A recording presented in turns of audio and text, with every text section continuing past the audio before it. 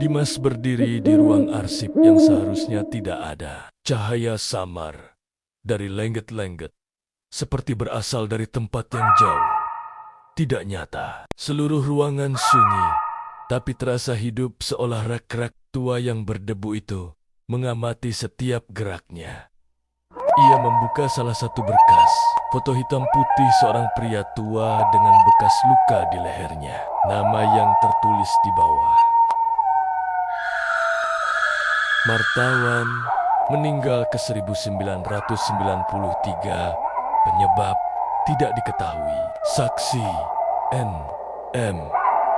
Ia membuka berkas lain, seorang pegawai muda, perempuan, Wulan S. ke 2001, gantung diri. Catatan akhir.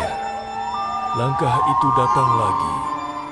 Lagi-lagi, saksi atau tanda tangan pelapor, N.M. Nadia